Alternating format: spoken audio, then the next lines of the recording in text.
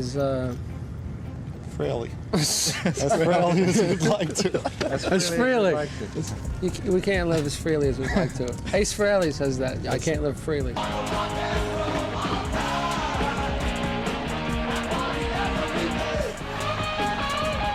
Everybody just wanted to be as big as the dolls.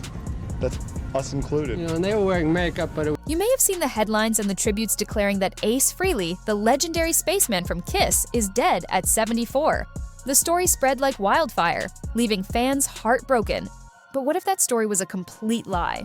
The truth about Ace Frehley is far more shocking than any rumor, because his entire life has been a story of survival against all odds. He's a man who has not only stared death in the face, but walked away with a smirk. The news of his passing was a hoax, another piece of fake news in a world full of it. As of today, Ace Frehley is very much alive, still making music and still speaking his mind. But this viral lie inadvertently highlights the most incredible part of his story. The fact that he's still here at all is a miracle. His life has been a tightrope walk over chaos, and to understand the man, you have to go back to the night he truly almost died, long before any internet trolls could type his obituary. On December 12, 1976, in front of a sold-out crowd, Ace reached for a metal railing on stage, and a faulty ground wire sent a massive electrical current surging through his body. He was thrown backward, collapsing, his life hanging by a thread. He was clinically dead for a few moments before being revived. That event would inspire the song Shock Me, but it was also a dark omen of the dangerous path that lay ahead. Long before he was the spaceman, he was Paul Daniel Frehley, a kid from the Bronx running with a notorious street gang called the Ducky Boys. This wasn't a rock and roll gimmick. This was his reality. He was caught up in street fights and petty crime, a life that could have easily landed him in prison or worse. Music was his only escape route. His singular talent on the guitar was the one thing that could pull him out of the gritty alleys of New York and onto the world stage. But that raw, untamed energy from the streets never truly left him. That dangerous edge was on full display when he answered an ad for a lead guitarist. He showed up to the Kiss audition wearing one red sneaker and one orange sneaker, looking completely out of place. He nonchalantly started warming up while the band was trying to talk, and Paul Stanley nearly had him thrown out before he even played a note. But then he plugged in, and the raw, explosive talent that would define Kiss's early sound filled the room. In that moment, the gang member from the Bronx began his transformation into a rock god. As Kiss exploded into a global phenomenon, Ace was instrumental in creating their identity. While Gene Simmons was the demon and Paul Stanley the star child, Ace became the enigmatic spaceman, a persona that perfectly matched his otherworldly guitar skills. He was the secret weapon. His blues-drenched heavy riffs were the engine that powered their greatest hits, from Deuce to Cold Gin. But behind the makeup and pyrotechnics, a storm was brewing. Ace was a pure rock and roll purist, and he was quickly growing tired of Gene Simmons' obsession with branding and money over music. The tension finally boiled over in 1978 when Kiss, at the height of their fame, decided each member would release a solo album on the same day. It was meant to be a showcase of their collective talent, but it turned into a competition. To everyone's shock and to the fury of his bandmates, Ace Frehley's album was the only one to become a major commercial hit, spawning the top 20 single New York Groove. He had proven he could succeed without them, a fact that created a rift of jealousy that would never fully heal. That success, however, also fueled his darker impulses. With more money and fame than he knew what to do with, Ace spiraled into a life of excess. His struggles with alcohol and other substances became the stuff of legend. He was known for his love of fast cars, which led to a series of terrifying, high-speed police chases through Los Angeles. He crashed multiple cars, walking away from wreckage that should have taken his life. He was becoming more famous for his self-destructive behavior than his music, and his bandmates were growing increasingly fed up.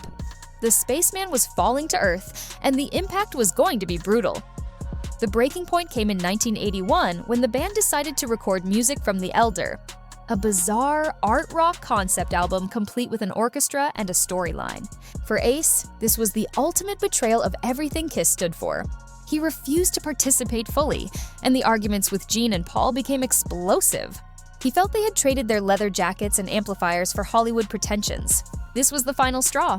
He left the band he had helped build, walking away from millions of dollars to save his own creative soul. Now on his own, Ace formed Frehley's Comet in the 1980s. The band had some success and was a favorite on MTV, but he could never quite escape the colossal shadow of Kiss. He was no longer playing sold-out stadiums. He was in theaters and clubs, a constant reminder of what he had left behind. His battles with his personal demons continued, and for a time, it seemed like Ace Frehley might fade into obscurity, another rock and roll casualty. But his story was far from over. Then, in 1996, the unthinkable happened. The original 4 members of Kiss put the makeup back on for a reunion tour. It was the biggest tour of the year, a massive success that brought Ace back to the arenas and the lifestyle he had walked away from. The money was incredible, but with it came the return of old temptations. The tour was a powder keg of old resentments and new problems, and Ace once again found himself on a dangerous path, leading to an inevitable second breakup. This time, the departure was even more bitter. Kiss decided to continue without him, but in a move that many fans considered the ultimate insult, they hired another guitarist, Thayer, to wear Ace's signature spaceman makeup and play his solos note for note. To Ace, he hadn't just been replaced, he had been erased. He felt his legacy was being stolen, performed on stage every night by an imposter. This act solidified a bitter feud that rages to this day. For the past 2 decades, Ace Frehley, Gene Simmons, and Paul Stanley have been locked in a public war of words. They have traded insults in interviews and on social media, with accusations of sabotage, substance abuse, and unprofessionalism. Gene and Paul have often painted Ace as unreliable, while Ace has fired back, accusing them of being greedy control freaks who betrayed the band's rock and roll spirit. It's a sad and bitter chapter in their shared history, one that shows no signs of ending, yet, through all the chaos, the betrayals, and the near-death experiences, the most shocking part of Ace Frehley's story is what has happened in recent years. After decades of battling his addictions, he finally got sober. And with a clear head, he began a remarkable creative comeback. He has released a series of solo albums that have been praised by critics and fans, with many saying he is playing better now than he has in decades. He has found peace not in a stadium, but in his own studio, on his own terms. So, Ace Frehley is not dead. In fact, he's more alive than ever. He is the ultimate survivor of rock and roll, a man who survived electrocution, street gangs, addiction, car wrecks, and bitter band breakups. He watched as his own iconic persona was given to another man, and he still endured. Now, he's even survived his own viral death hoax.